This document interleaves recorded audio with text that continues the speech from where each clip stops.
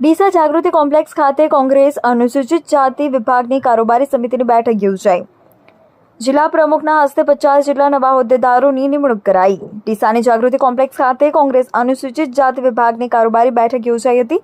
જેમાં ઉપસ્થિત જિલ્લા કોંગ્રેસ પ્રમુખ ભરતસિંહ વાઘેલા સહિત સૌ આગેવાનો અને નવા હોદ્દેદારોએ બાબા સાહેબ આંબેડકરની પ્રતિમાને પુષ્પાંજલિ અર્પણ કરી કાર્યક્રમની શરૂઆત કરાઈ હતી। જ્યારે કોંગ્રેસ જિલ્લા પ્રમુખ ભરતસિંહ વાઘેલાના હસ્તે નિમણૂક પત્રો એનાયત કરાયા હતા, તેમજ જય ભીમના નારા સાથે આગામી ચૂંટણીમાં કોંગ્રેસને વિજયી બનાવવા માટે આહવાન કર્યું હતું। લોકસભાની ચૂંટણીને અનુલક્ષીને બનાસકાંઠા જિલ્લામાં કોંગ્રેસ દ્વારાથી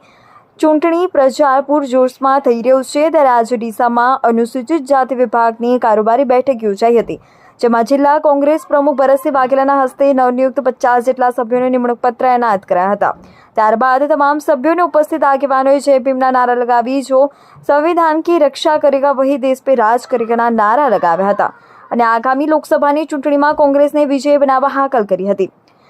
જિલ્લા કોંગ્રેસ પ્રમુખ ભરતસિંહ વાઘેલા સહિત ભેમાભાઈ ચૌધરી, મહામંત્રી ભવાનજી ચનેસરા, ડીસા શહેર પ્રમુખ મુકેશભાઈ સોલંકી, તાલુકા પ્રમુખ અજમલજી રાનેરા, અનુસૂચિત જાતિ ચેરમેન પ્રવીણભાઈ વરણ, તાલુકા ચેરમેન ગણપતભાઈ પરમાર સહિત મોટી સંખ્યામાં અનુસૂચિત જાતિ સમાજના નવનિયુક્ત હોદ્દેદારો ઉપસ્થિત રહીને ગામડે ગામડે પહોંચી બનાસની બેન ગેનીબેન ઠાકોરને જીતાડવા માટે કામે લાગી જવા માટે તૈયારી દર્શાવી હતી।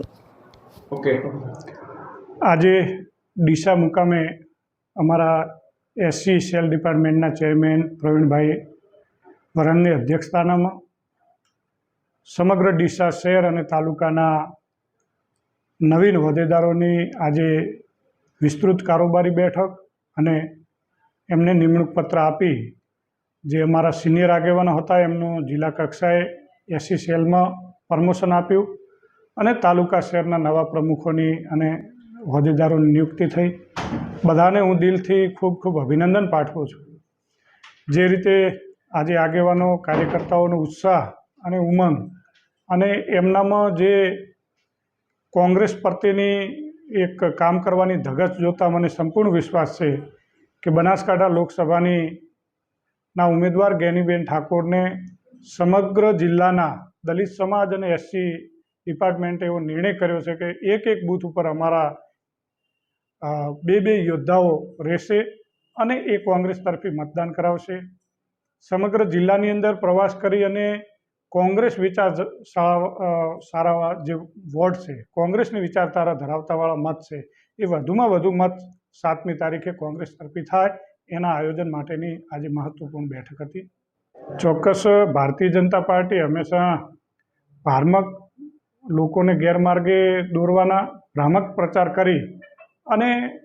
લોકોએ જે રીતે કોંગ્રેસને વોટ આપવાનું મન બનાવી લીધું છે, ત્યારે ડીસા વિધાનસભાની અંદર પણ અમે ચોક્કસપણે આ વખતે કોંગ્રેસ પાર્ટીના ઉમેદવારને સારી એવી લીડ મળવાની છે અને આ વખતે જે ભારતીય જનતા પાર્ટી વાતો કરી અને કાર્યકર્તાઓને મોરલ ડાઉન કરવાની વાત કરે છે, પરંતુ જે રીતે એ પોતે હતાશ થઈ ગયા છે, જે રીતે જ્ઞાનીબેનને ગામે ગામથી આવકાર મળી રહ્યો છે, સ્વયંભૂ આવકાર મળી રહ્યો છે, લોકો વોટ પણ આપવાના છે અને એક કચડાયેલો વર્ગ